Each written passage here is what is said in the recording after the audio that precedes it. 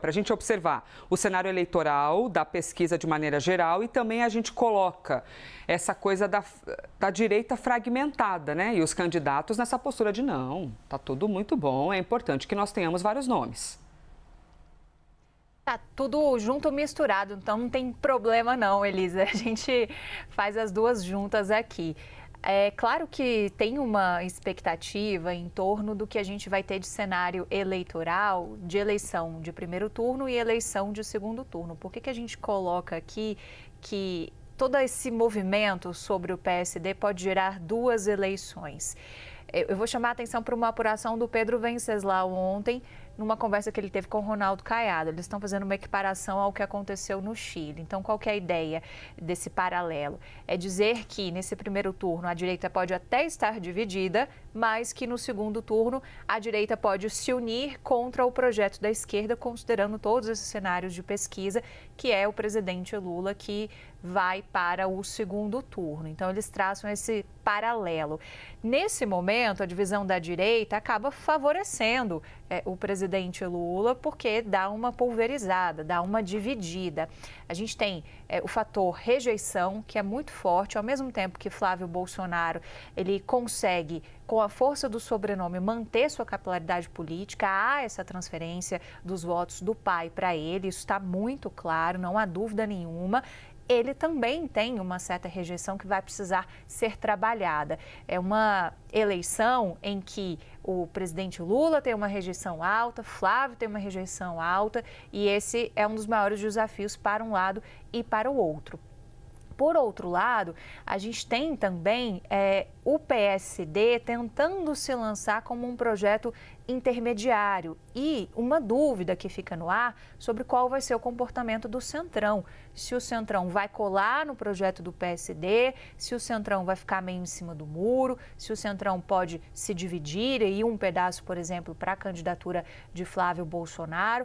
Todos esses cálculos políticos vão ser feitos principalmente daqui até abril, que é quando a gente pode ter uma formatação um pouco mais certeira a respeito desse cenário eleitoral, porque é justamente o prazo de desincompatibilização, ou seja, a saída dos cargos de quem vai disputar as eleições. O próprio PSD já sinalizou que nessa trinca de governadores, um nome deve sair até abril. Então, é essa a expectativa que se tem, que em meados de abril eles decidam entre eles. E aí, alguns pontos vão contar, né? A gente sabe que tem um favoritismo de Ratinho Júnior, é o favorito de Kassab, mas Caiado e Leite também têm trabalhado nos seus projetos. O que eles estão tentando passar é que há uma sintonia e que eles vão tentar chegar a um consenso.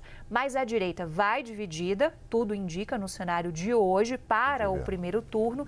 E aí, segundo turno, vai ser uma outra eleição, porque essa distribuição de apoios vai ser importante para a gente entender como é que vai ser a composição de forças daquele candidato que for contra o presidente Lula no segundo turno e qual que vai ser esse peso de apoio também contra o projeto da esquerda. É daí que eles trazem esse paralelo com o que aconteceu no caso chileno, porque você tem uma divisão e por lá a direita saiu vitoriosa e isso acaba dando um gás, digamos assim, para esse segmento da política aqui no Brasil.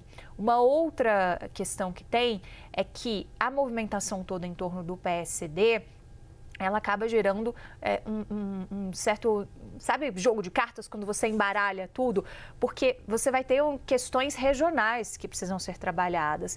O PSD em estados como Bahia, Amazonas, Rio de Janeiro é colado no Lula e não quer abrir mão disso. O que Kassab tem sinalizado por meio de aliados é que haveria uma liberação. Mas ontem, por exemplo, o governador do Paraná, Ratinho Júnior, deu uma entrevista para a gente aqui na CNN, a gente questionou ele sobre isso, e ele deu um tom de que ele gostaria que tivesse uma certa união do partido em torno desse nome que for escolhido, e que muito provavelmente vai ser o de Ratinho. Essa pesquisa que a gente acabou de trazer é mais um levantamento que mostra que ele também, de todos os nomes que são colocados do PSD, é o nome que larga mais adiante. Caiado ainda testado como do União e não do PSD, porque a filiação dele foi muito recente. Então, isso embaralha um pouco também esses contornos regionais, tanto para o PSD quanto para outros partidos de centro. Então, o que a gente vai ter que medir muito daqui para frente é como que vai ser a adesão do Centrão a essas candidaturas que dividem a direita, ao projeto do PSD com outros partidos, ao projeto do bolsonarismo, e como é que isso vai ser reconfigurado depois para a eleição de segundo turno.